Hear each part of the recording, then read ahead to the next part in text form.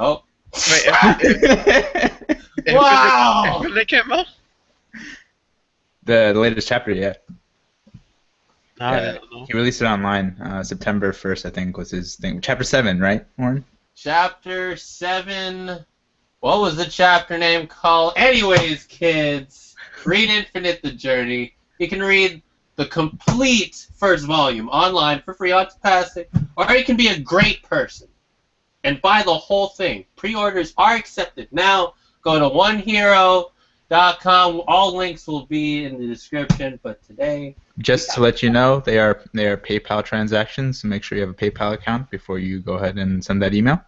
And welcome back to another episode of Episode 0. I am your host for tonight, Shingo Amito, and can we get some introductions? Who are you? What do you do? And what was your favorite snack when you were a 5-year-old? Yo, I was not ready, and the zoo cookies? The what cookies? Zoo cookies? Oh, like animal crackers? Yeah! And the little, like school bus lunchbox thing? Mm-hmm. Ain't lying, though. Lunchables? They're not Lunchables, they're zoo cookies, alright? Zoo cookies. No, Zoo cookies were hood niggas. They were in everything. They were in Lunchables. They were in trail mix. They were savages.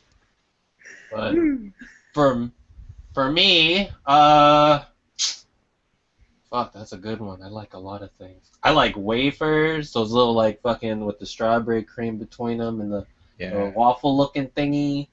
I guess animal crackers are really good. Oh, graham crackers with the cinnamon on it. I could go on forever, but good stuff. Yeah, I'm a hungry person. For me, it was bagel bites.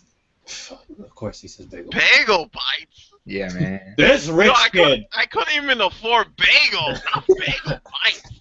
Bagel bites are like $4 for like 40. Come on. $4 for 40? Yeah. Nigga.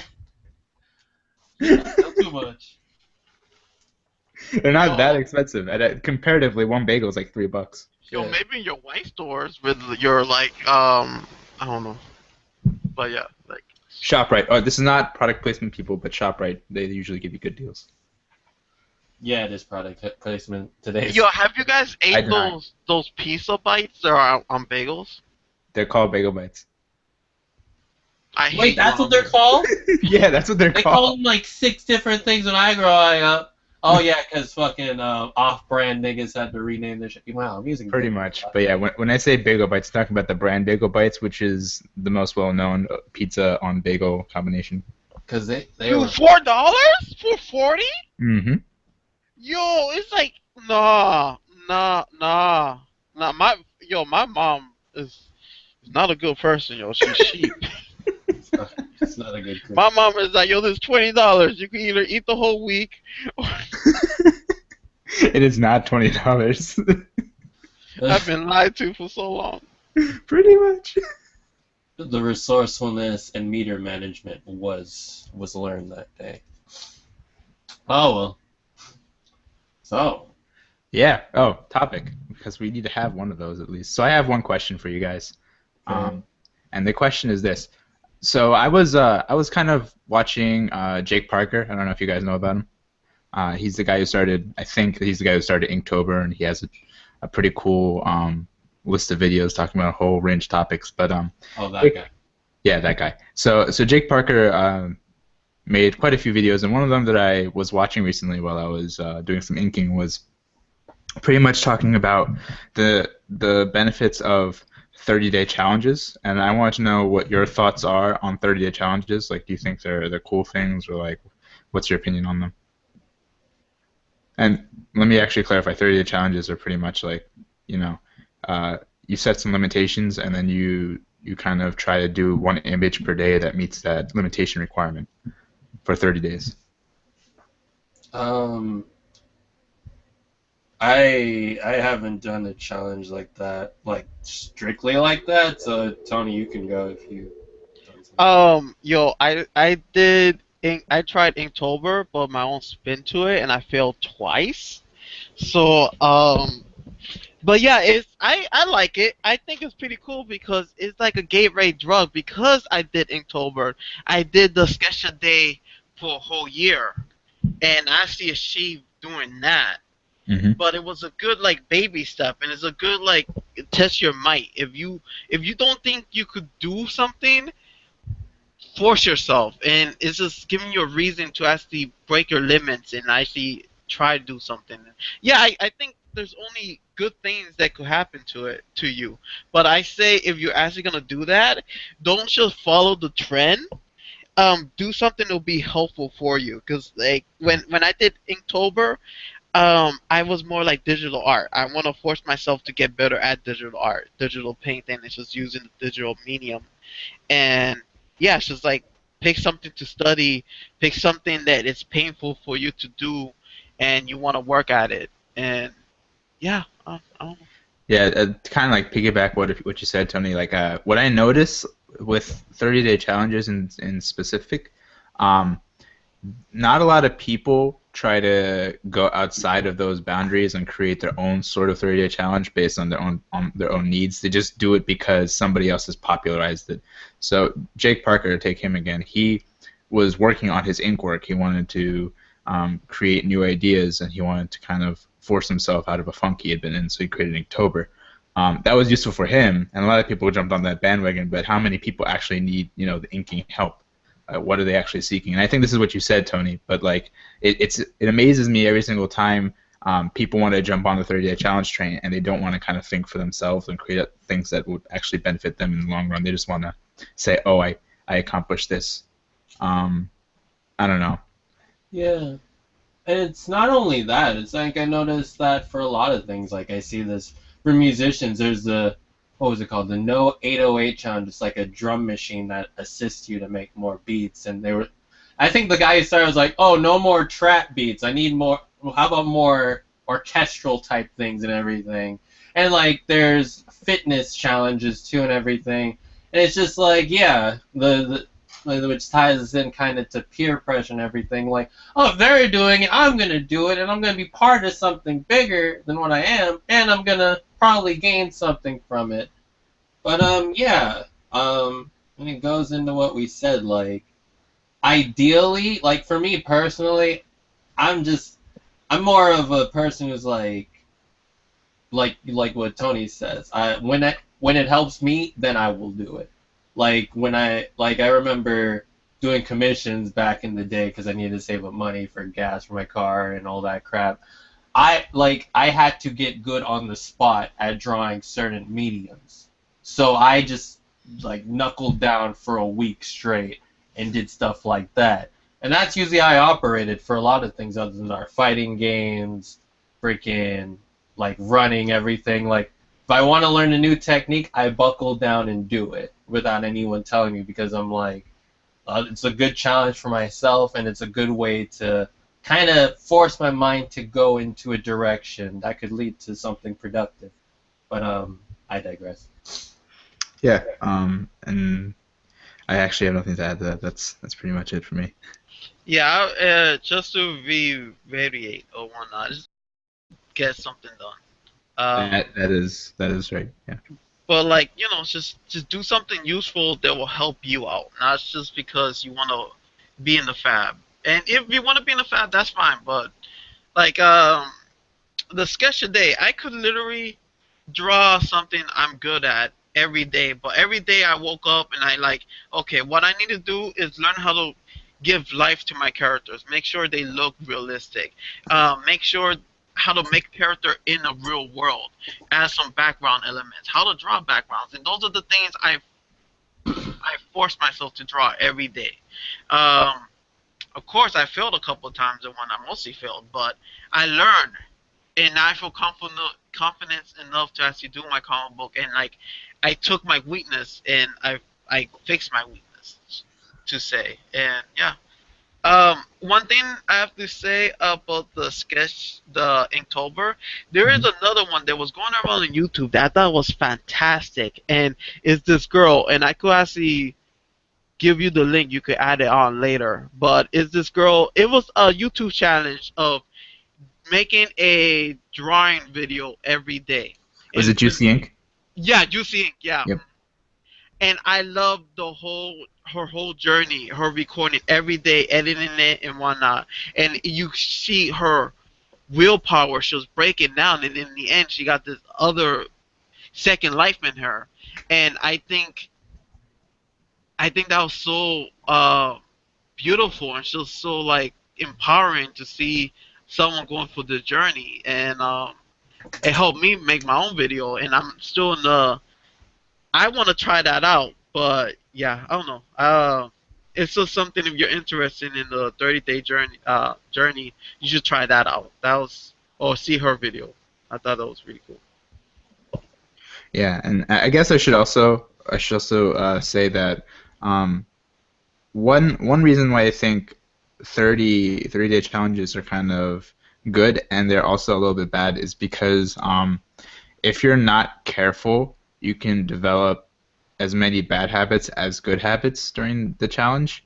For example, if you do something and you get easily frustrated with that something during your challenge and you have to do it multiple times during the challenge, that may solidify into something that you just can't get out of.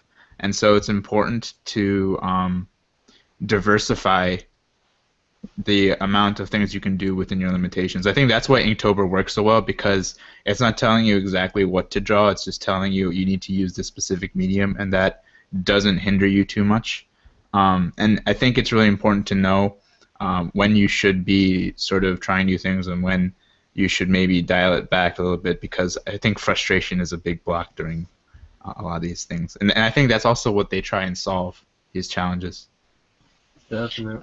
I don't know. I think if I understand you correctly, I think frustration is a good thing. I think if you're not frustrating, you're not learning. You're not over. You're not becoming better. You're just catering to that little one niche. If you force yourself to learn something, it's gonna be so stressful and painful. Maybe I should clarify and say that when I meant frustrating, I meant like overly frustrating. I mean, any amount of frustration is healthy, but like at a certain point, it becomes unhealthy for you, and that's when you start like obsessing over it. And I think like that's what you have to be careful of in 30-day challenges. Yeah, any type of stress or discomfort is bad for you. But one thing I do really appreciate about the 38-day challenge, which kind of relates to like when you're building up your repertoire for whatever you're doing, is you got a pretty good window to look back. And if you date your stuff, it's even better to look back at like, oh, these are the techniques I used on the first week, and I transitioned to this other style this other week, and then you have a pretty good timeline on your growth relatively for a lot of people. And it's a like for you, Amit, when you did your sketch a day for how many years was it? A year or? I did it for over a year. I think I didn't stop till the beginning of this year, so I stopped in February. So it was like a year and 6 or 7 months. Yeah, exactly. And like, oh, probably one of the best learning tools and motivations for me is looking back at my older stuff, and like once you have a pretty good chronicle to look back at, organized and everything, you it really goes back into the self-reflection process. And when people, like, not everyone knows how to do it, but once you do it, it helps you a lot, and you know where you want to go with your art, or where you want to go to next, what you want to try next. And yeah, then you experiment on yourself. Like so it's definitely a good growth tool to be able to see all your like older stuff, like by older, my yesterday, a few seconds ago, a minute ago, whatever. It's always good to have that, especially organized like something like a 30-day challenge or a year or whatever. Hmm. Yo, speaking with my personal experience during the whole year's challenge, is that if you're forcing yourself to draw something, produce something every day, you're gonna be like, this is not my best work. This is actually bad. I do not like this. But a year later, 2 years later, when you look at those images, you find out it wasn't that bad as you thought. Like, you're probably better than what you think, and it just does something. It did something to me mentally, and it's like, I am better than what I give myself credit. These images look better than what my mind at that time thought. and it kind of changes me. And I would never have done that if I never did the 30-day challenge or the year challenge. I would never, because if I don't like something, I'm not gonna finish it. I'm gonna destroy it. I'm gonna move on. But forcing yourself to do it, you find out either you are worse than what you thought, or you are better than what you thought, or it's just like you should just get better. But yeah, excuse to actually make body work. Yeah, definitely. Um, I guess looking back at it now, like a 30-day challenge was for me was like my Patreon. When I spent a month on like an illustration, that's when I started to learn to slow down a lot more. Because back then, like I used to bust out an illustration in 45 minutes, and I was like, why did I do this fast? Like the colors are outside the lines and whatever. And like the longest I would take on an illustration would be a week. And I was like, it's still missing something. But when I worked on something for a month, because a lot of people do an illustration a day in a month if they're doing like a 30-day challenge. But working on like a little piece a little part of the piece a day, it really is a interesting adventure you go on. And it's just like sometimes you need to shape up the line work, sometimes you need to restart the line work and all this stuff. And I don't know, you see a little bit of everything in one piece, and that's why I'm really appreciating taking a slower pace on my work and everything. Yeah, that's fucking And yeah. I think what's great about that whole entire experience is that it took you actually doing the 30 days to figure that out. So like, this is going to what you actually talked about earlier, Warren. But like the concept of self-assessing yourself, I feel like whenever you accomplish something as an artist, it's extremely important that maybe you give yourself a couple days of break, of course, but then you go back and you look at what you've accomplished, and you really need to sit down and analyze it. Not so much to critique it, but more so to say, what does this spell out about me, my behaviors? What did I enjoy about this process? What did I not enjoy about this process? Because this is the only way you learn to understand yourself and your habits and what you truly are as an artist, what you're striving for. Sometimes, actually a lot of times, I feel like when people jump into art, they're not really sure exactly what they're doing. They're just acting on some sort of motivation, or they're acting on something because they have an interest in it and they want to see something through to completion. But it's only after the completion of that you truly get to understand yourself a little bit better. And I think if you want to grow as an artist, it's really important to do that. And yeah, it always comes down to a fact, because learning ever since I met you guys and everything, not everyone wants to draw just to draw. It's usually a lot of people are pressured into do it. A lot of people feel like it's an easy way to get money. Like a lot of people hop into music and everything. And there are the people who do it for the sake of passion. They've been drawing since they've been in diapers or whatever. But yeah, definitely that path to kind of take time to reflect on yourself. Like, do you really want to draw? And if you do you want to do comics? Do you want to do concept work? Or do you want to create a new medium altogether? And it's just like instead of like for my freaking advice is just like, instead of just busting something out in a day and putting it straight to your social media, just take a look at it, let it sit, and work on something else, and don't let anyone see it for a while, and just analyze yourself, like Ahmed said. Could do wonders for you rather than hearing someone else's comments on you kind of misleading you. Yeah, but that's my thoughts on that. Yeah, it kind of goes in line with the I guess concept of critique and how you have to take it with a grain of salt. With self-analysis, I don't think there is that limitation, so you can endlessly analyze yourself and not feel like it's wrong, because if you're self-analyzing, you're understanding exactly what you did wrong.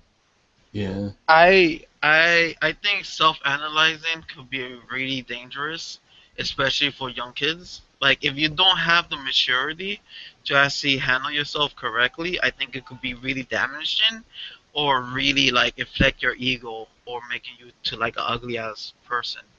I think it's really hard to actually correctly judge yourself. Yeah. Everyone's different, man. Took me so many years to actually learn to be like, all right, what people say comes from them. They're not me. And it took me so many years to realize that. And it's just like, and then I was like, oh, it's commercials, it's whatever, it's media, it's fine, it's just here to entertain me. And it's like, no, it gets in your head. A lot of people underestimate how much the brain soaks in from everything you experience. And you think, no, I'll forget about it. I just close my eyes and forget about it. No, it will stay there. And it will probably lurk throughout maybe decisions you make in the future, throughout all these kind of things. So you gotta be mindful of sometimes it's just like of the information you take in and be like, this may kind of hit you in the future again. It may be positive, it may be negative, but always be wary of that. And yeah, being younger, I was swayed by different groups of people for long times in my life. Now I'm just slowly getting out of it. Enough. Yeah. Tony really said something good there because I think one thing with me is I constantly forget what's working for me is only working for me because of the experience I had. And a lot of the experience I had was getting critiqued by people for a very long time. So it's only now that I can say that. But I guess what I have to keep in perspective at all times is that everybody's in a different stage of their journey. So specific advice for us may not work for them, if that makes any sense. Yeah, cause looking out, looking in, being out, looking in. When you're young, you could either be super self-conscious, depressed, or whatnot, and that outlook is gonna affect the way you look at your own art, and you're gonna devalue yourself, and you're gonna always be like reaching like I'm not good enough and just beating yourself up when you could be excellent, and you're stopping yourself from doing something great because of that mind frame, and you can't unless you break out of that in your own life. You can't break out of that in your own art, and then you have the other coin that you could be like overflated and just be like super ego and think you're the king of the world and your art sucks and you'll never get better at your art because you yourself think your art is amazing. And yeah, like I think you need a mix, especially when you're started going into the internet world and like putting out your artwork and whatnot. When you feel comfortable enough to get to that next step for compete with everyone else, you need other people's feedback. Even though they're good, bad, or whatnot, they will help you find your place. And hopefully you could find your own place in your own soul and whatnot and figure that out. But yeah, I don't know. If you're really young, I think it's really like dangerous just self-analyzing your own artwork. I think you're just safer. Me personally, I just think you're safer not analyzing your artwork and just learning how to draw, or having other people help you or analyze your work. Yeah, in some ways that makes me think like if I have kids, I never want them to be on the internet from the ages of like 5 to 12 because if they're going to pursue art, I'd want them to get somebody in real life to talk to them about it, not the people online. Yeah.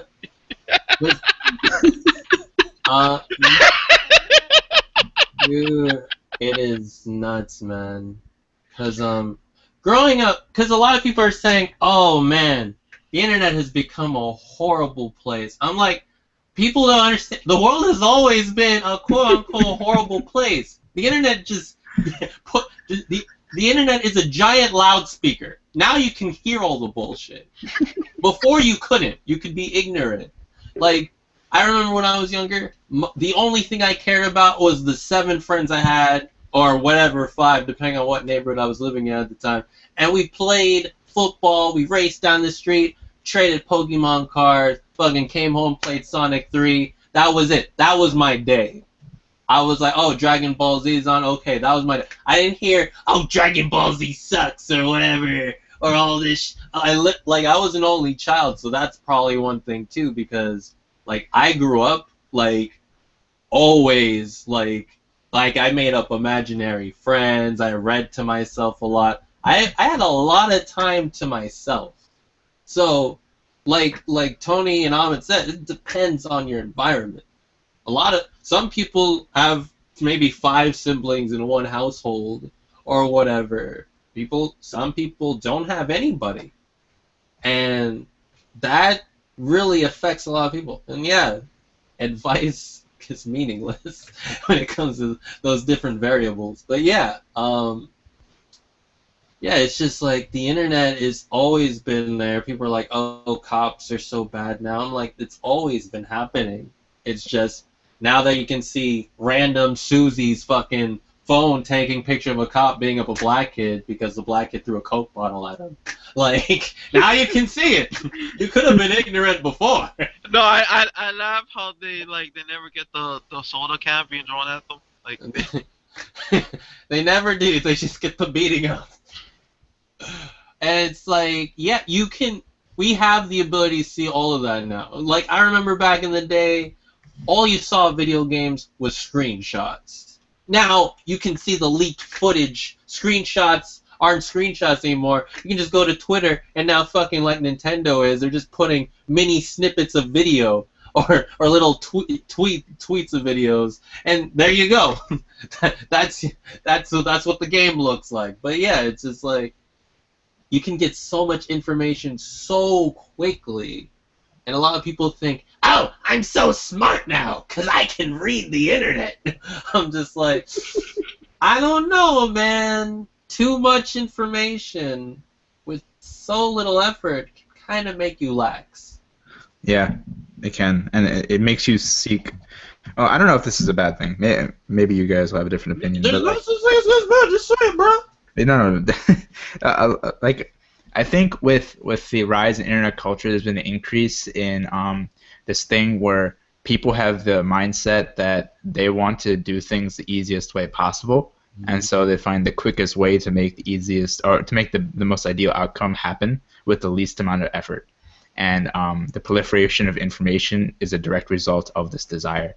I think we've made it a little bit too easy to earn this information that gets spread around, and because of that, people are trying to use it in maybe correct or incorrect ways depending on the context. And because of that, it's no longer a place of true information. It's just a place of trying to maximize efficiency, and then everybody's ideas on that, which kind of muddy up the actual true information, if there is such a thing. Yeah, and it's scary, but it's also leads to a whole bunch of new positives, like meeting you guys and all this stuff, and whole bunch of things. And yeah, with great power comes great responsibility. You got all this power. You can do anything you want with it. But for me personally, I will try my best not to forget my discipline, and always, if I can do it the hard way, just challenge and keep my brain nice, so it's in decent shape when I'm 84. If I live that way, I'll take it. I'll take it. But yeah. I did want to say something real quick about the video game thing. Mm-hmm. It's funny because now video games are announced 2 years in advance, and in the time that the 2 years happen and the game actually releases, I know everything about the game. I played the game. I'm tired of the game. So when the game comes out, I'm no longer interested in the game. And I find that so weird. And so, like, this is the world we're living in. It's like this topsy-turvy weirdness. Yeah, it's pretty interesting, because it's like, literally, I didn't know about a game until I went to Walmart and saw it in the glass case. Oh shit, Marvel 2 on Xbox. And then my life was changed that day.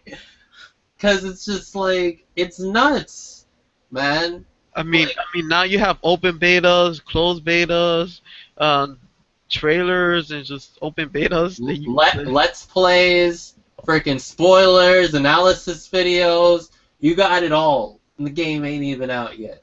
Hmm.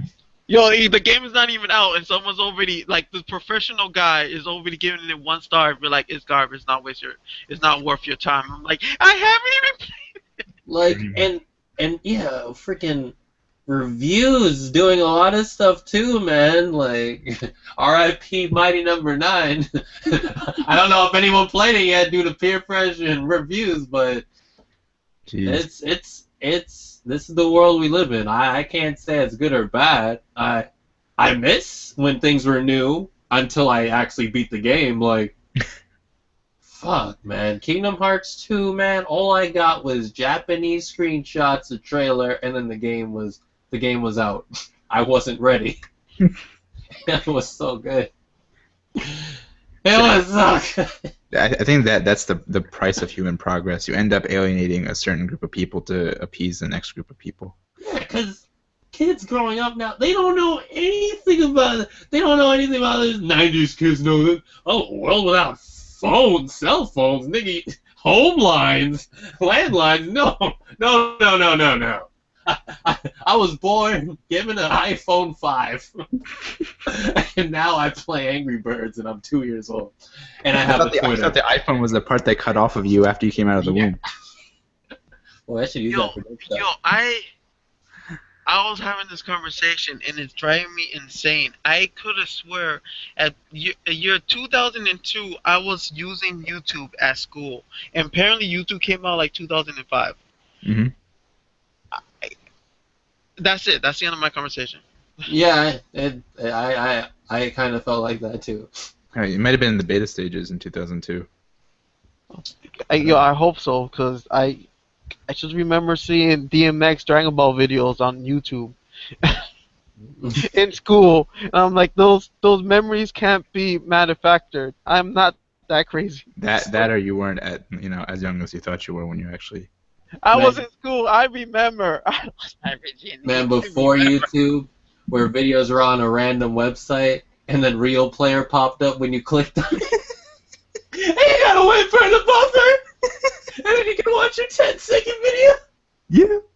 Oh, Yo, those are the days. man. Yo, when computers used to cause an arm and a leg, and you're like, no, you ain't getting no computer. Now for $50, you can get a pretty decent computer. I'm like, this is. Yeah, pretty much. It may not run Street Fighter 5 60 frames, but why would you want to? I remember the first computer we got in our home there was actually two, and the one that I got only played Space Invaders. That was the only thing it did, so I could get on the computer to play Space Invaders. Man, freaking! I remember the Windows default game Pinball. Oh my god! Yo, I spent hours on Pinball. Then that was free. No DLC. And nobody talked about it. You just work to get better at the game, and maybe you can reach 1,000,000 points or 1,000,000,000. I forgot what number it was, but I remember like all my friends at school. We were like, all right, we're gonna see who gets the highest score. And some people come back lying, but we never knew they lied because we couldn't go to their house. So I was assumed out of jealousy they were lying. Yo, the spring tech where you had to press spacebar and then immediately be like. It came all down to timing? Yo, pretty much. You gotta get the ball up and it gotta roll slowly down the paddle. Then at the end you flick it up. Then you go to height. Oh god. The hours of experimentation of me pressing down the spacebar in different intervals each time to see which one gave the maximum effect. I can't believe I did that when I was like 9 years old. Welcome to the Marvel 2 community. Yo, you guys are talking about that. The only thing I could think about is Sonic Spinball. Sonic. Yeah, Sonic Pinball. That was amazing. Sonic Spinball, dude. So many memories. But I'm getting a bit too nostalgic here. We're getting too nostalgic. We're here in 2016. It is the first day of September. So it is. I wanted to ask you, Warren. I believe you did do like a 100-page comic book in one day, something like that. Oh, the 24-hour comic book challenge. It wasn't 100, but yeah, 24-hour comic book where you go to a specific place. I think universities had it. I went to a comic book store. You had to draw a 24-page comic in 24 hours. I only made it to 17. Boo-hoo. I fell asleep. But, but yeah, I still one of my most favorite comics, and I still keep it to this day. That's pretty awesome. Yeah. Is there anything that you took out from that experience? I think that was the first time, not the second, I stayed up for 24 hours straight. Other than that, I just learned to have fun. I just went in going in, oh, I'm gonna do this anime style whatever, and it's like this friggin' it's gonna look like Naruto or whatever I was thinking back then. But then it came out in this cartoony style, and then that's when I realized, yo, I started off as a cartoonist, and I'm like, I still am to this day. I just like anime titties. That's the point. And Mumi in secret. Did anything happen from you like being in a group? Just like you not doing this in your house, you actually going somewhere in public and actually doing this? Met a few people. I saw like an actual writer artist duo. Man, that was interesting. They were like a person in Parasite. All right, so page 1 already on it. Like he had the script, he was reading it to him, and he was like, "All right, wide shot or slow pan. I don't know how you're pulling off a slow pan, but we'll try that." I'm sitting next to me, like, all right, so I draw a girl and an owl, and they're in a car. Hey, but my picture was on the top of the photo album on Facebook, so who won in the end? Not you. Fuck you, Warren. Oh my god. But yeah, other than that, no, there wasn't really any lessons. If Kelly texted me later. Who said that, anyways? But yeah, it was a very nice. It was just good for my endurance, to be honest. Endurance, good. And yo, Ahmed, I have a question for you. What's up? You have a smaller brother. How is your relationship with him, or how does he react with your artwork? I want to say he doesn't actively ask me about it, but when I show it to him, he's always there to give, like his thoughts and stuff, and he's usually very positive about it. I've never heard him say anything overtly critical about my work. He'll just tell me like, I remember specifically there was this one time when I first decided to draw a lot. It was like the summer of 2011, and I was doing drawings and showing them to him, and he was like, "All right, that's cool." But that's it, and he'd walk away. So then I went to college for a semester. When I came back, I was doing a piece. I remember this specifically because he walked into the room, and he saw me doing this piece, and he's like, "Yo, that looks so 3D. That's like 10 times better than what you did before." And like, it's that type of stuff. So he's not super critical, but he notices when my art changes, and he's always quick to tell me about that. Bum, bum, bum, bum. Cool. La segunda hitomi.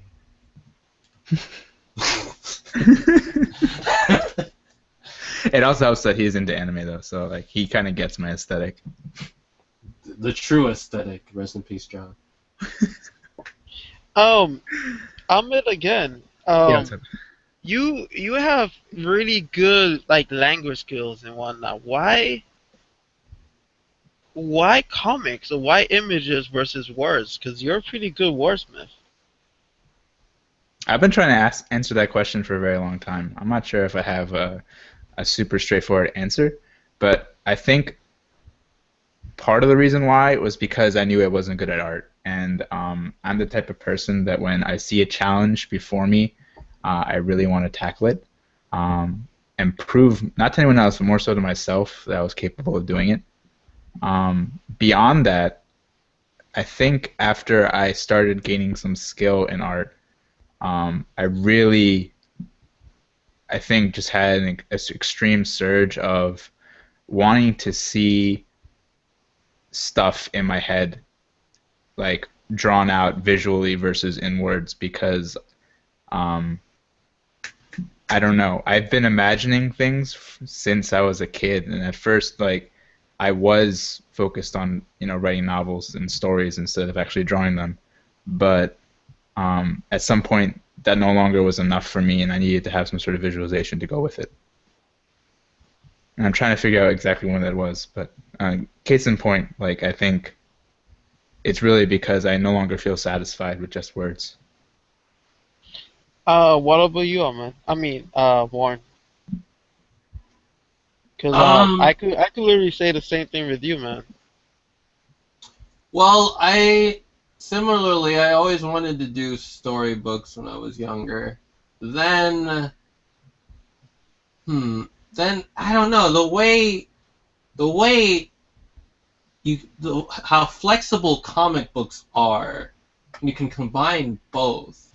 You can, like, I've seen comic books where people run inside the panels, like the actual word bubbles, and actually have an adventure from that. I was like, wow. Like, novels, I got so overwhelmed of, like, and then he went into the dark room.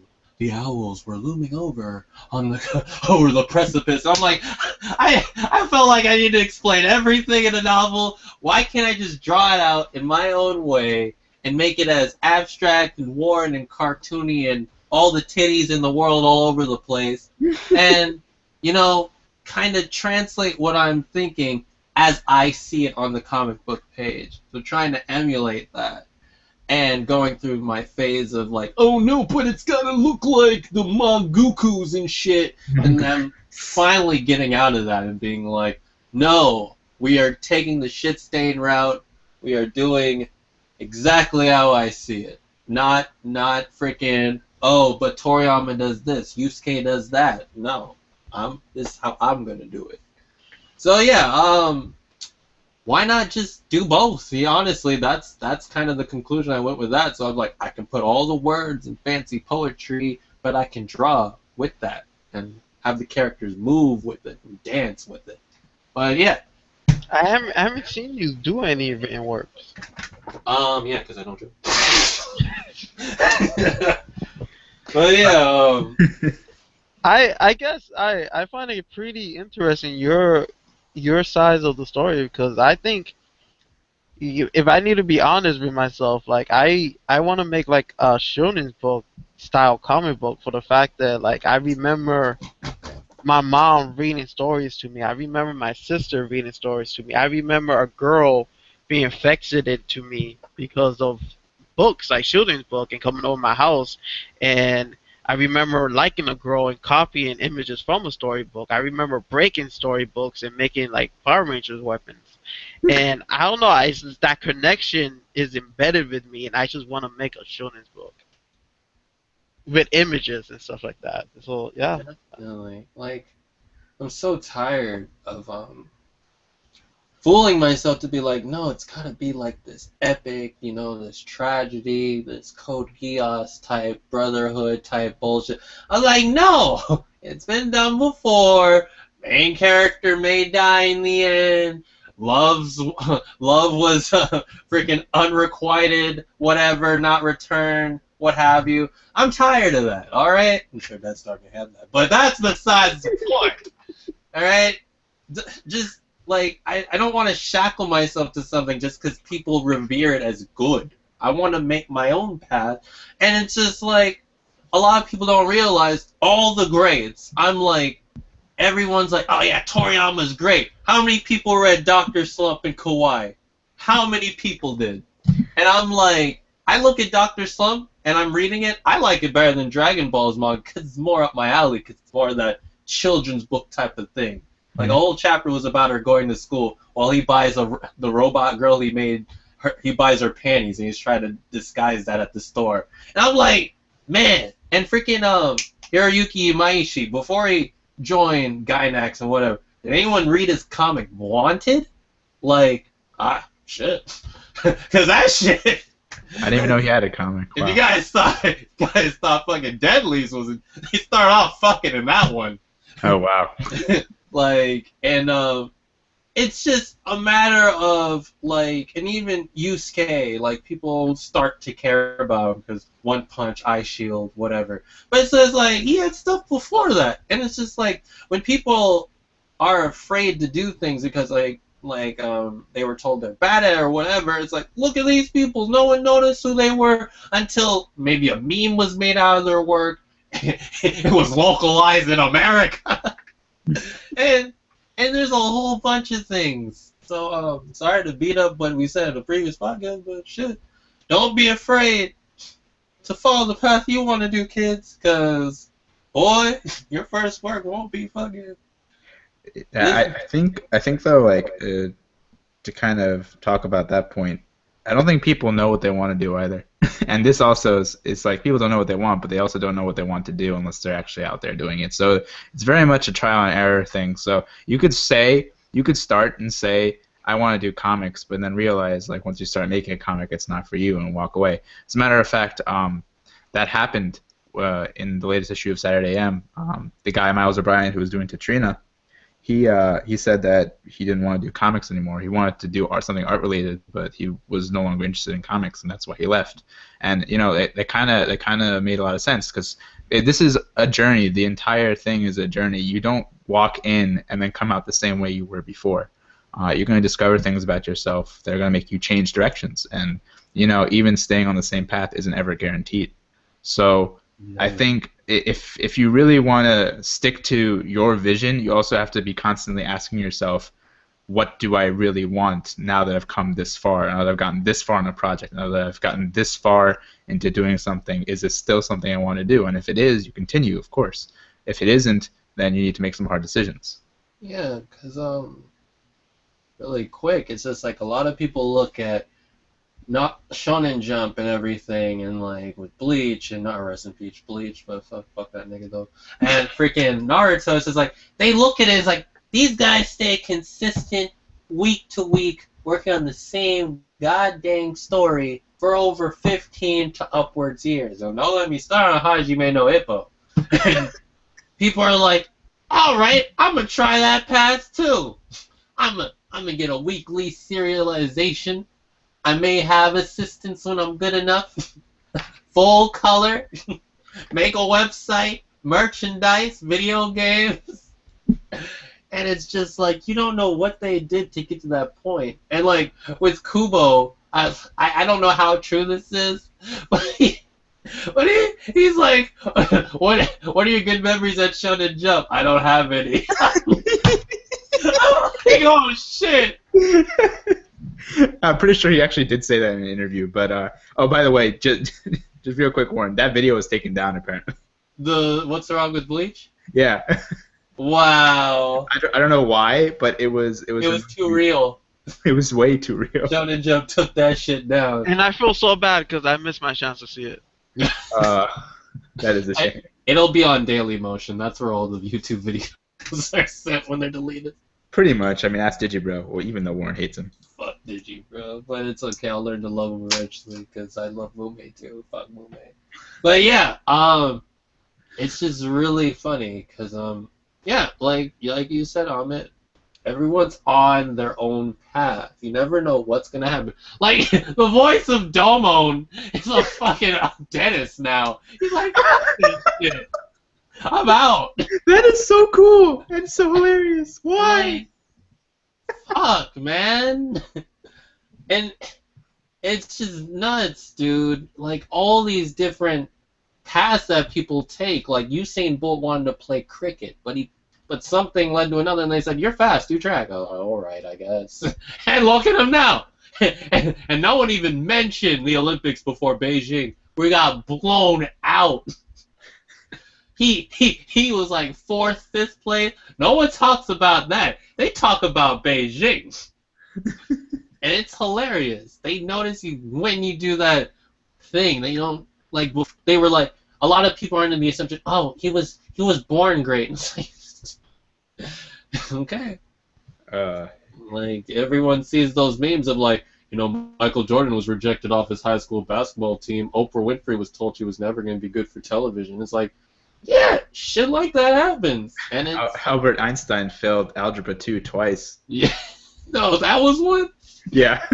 Oh, wow. And, yeah, and it's just like, you gotta get yourself up and kinda, I know it's hard, kids, like we said earlier, different living conditions, take time see what you want. I know some of us may have parents or loved ones or whatever that kind of disagree with the path that we pick, but take time and at least know get an idea, like, I do like this. Let me try it. And if you fail, you learn. But as cliche and Nike and bullshit as that is, yeah. Okay. I like porn. Don't we all? Yo, I have a question for you guys. Yeah. Random, like, who's your favorite anime character? Period. But it could not be your favorite, just right now at the spot. Like. Oh, okay. Thank God you fucking did that. Clarification and context. Because I was going to pull in bullshit. I pick something from all of them. Oh, shit. And I'm gonna ask you why.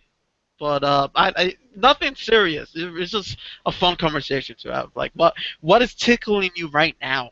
Well, not my favorite, but right now is a toss-up between Domon Kashu and Master Asia. And Master Asia. Because why? A lot of people may argue, oh, these characters are inconsistent. Oh, freaking the voice actors, like, deliveries on them puts a false sense on the characters. I don't give a fuck! These guys give you, like, I love midway through the series, they're like, I hate you, Domon. I hate you too, Master Asia. but low-key, I love you, though. I love you too, Master Asia. And I love when Domon accidentally says Master, and he puts his hand over his mouth like, oh shit, I said it again. Like, I just love how like inconsistent they are, because they're like actual people kind of. And he acts all tough by yelling at people, putting on the cape and walking away. But deep down, I just learned he's like 19 or whatever. He's like, you don't know what the fuck he's doing. Even Master Asia, he's like, I love my pupil, but I do want to resurrect Earth. But I love my pupil, and it's like, man. And I'm not saying that they're the best written characters ever. It's just like, it was really entertaining. Yeah. Rather than freaking people feel they need to stick to consistency all the goddamn time. It's like, let your characters breathe a bit. Let them be whatever they want. If they're a dog one day and a parrot the next, what's stopping them? The cage on your imagination. But yeah, go on. I know it's Hana. I'm just. So, yeah. And third place goes to Rinko because she bathed, but that's fine. Who's Rinko? Rinko. So, two came to mind for me. Oh, wait. Who's Rinko? Gundam Mom. Gundam wife? Come on, dude. Oh, okay. Or Rinny-chan. Rinny-chan. That husband isn't getting any ever again. Yo, that old guy's got it now. But that's besides the point. That's for Rule 34.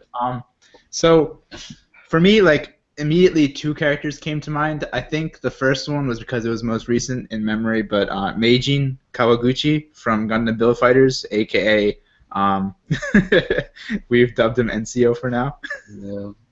And pretty much, Meijin really stands out to me because of one scene in particular when he's reintroduced as the Meijin, because he had a name before Meijin, but then he gave up that name and became sort of the tournament organizer's player, as Tony explained it to me.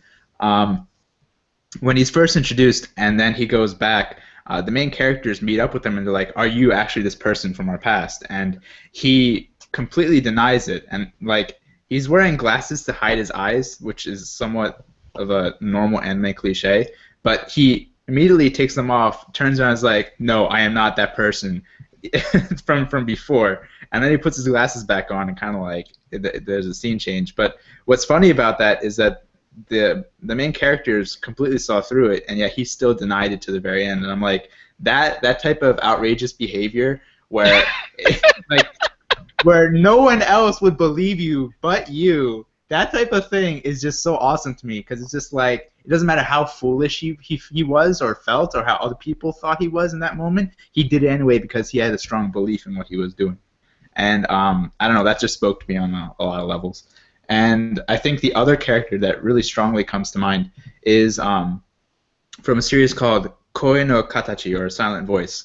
And the main character in that, I don't remember his name right now because it's been a while since I've read it, but the main character in that is pretty much a guy who bullied a girl when he was, younger, when he was, I guess, in first or second grade, I think, and he bullied her so much to the point where she wanted to commit suicide, and he had to live with that for a good 10 years, and like he goes through so many loops to try and redeem himself from being this bullying figure into being somebody who can, actually be called what he considers a decent human being, and that journey is so interesting because it's not about doing the right thing. It's about fumbling all the time trying to do the right thing. Like half of his engagements and encounters with the people around this girl and the girl, because he interacts with the girl again in the future, they're all super awkward. He doesn't know what to do. He doesn't know what's right, but he knows he has to do something, and that's what causes the chain of events that tug the story along. And it's really amazing to me because yeah, that's how life is. Like you're never ever going to be able to just choose the right path. You're not going to be given two choices and one of them is right and one of them is wrong. You don't know how things are going to turn out because everybody's going to react to you in a different way. And that really spoke to me because it kind of made me feel more comfortable with my own awkwardness in social situations. Damn. All right, Tony, go. Yo, my character I'm really enjoying the second I saw her is Ren Hanasaki from Little Battlers Experience, and for the second season, and she's the new girl that was introduced, and I like her so much because the guys that she's around, because it's like naturally it's a team of three, and the main guy, he has a chip on his shoulder and he's super serious. The other guy, he's a little like computer geek, so he's just awkward. But she is your typical shonen character, and not trying to sound like Shasta, but like she is literally designed as a guy. She's a martial art a master. She acts like Ash from Pokemon. She's the first one to throw a punch. She's the first one in any scene. She's always like gun ho, happy tone. Literally designed as a guy, but she's a girl, and I love because they kept her like a girl. She likes girly things. She has a girly friend. She's dealing with her parents and girly stuff, but her personality is a guy. And I don't mean that like I just like how you create a good character. That's the definition for me. How you make a good character. Because yeah, I don't know. I really admire that.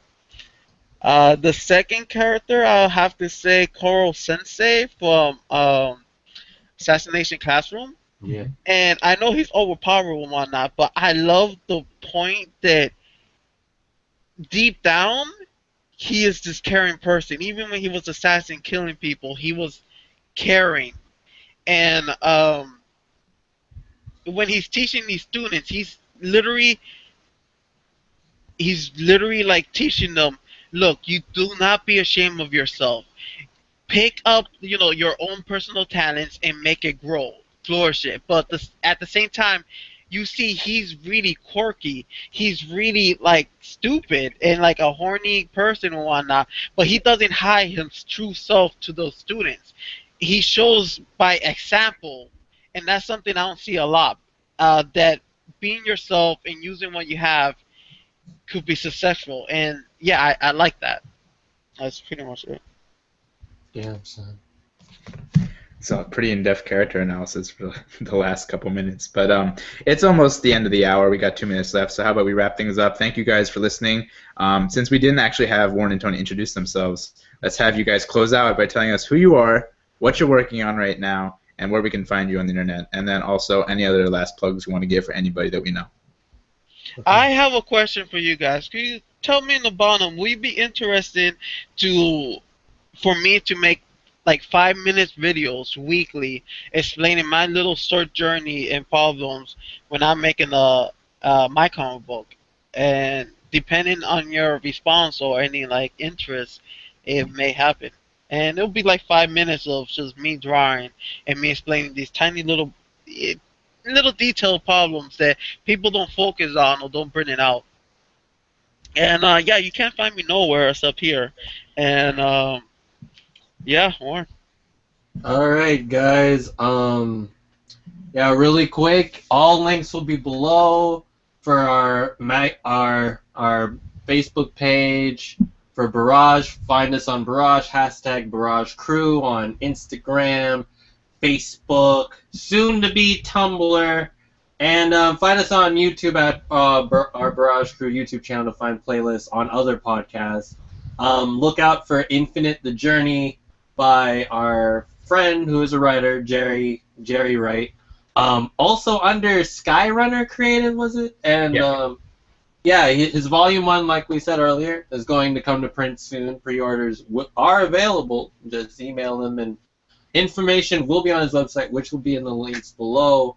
As for me, I'm currently working on, of course, Dead Star and my other project, Project Double S. But yeah, pretty much. I hope you had fun, kids, and tell me in the comments, what's your favorite character at the moment? Like, what's the character, like Tony said, what character are you thinking about right now as you're listening to me talking right now? And yeah, that's it for me.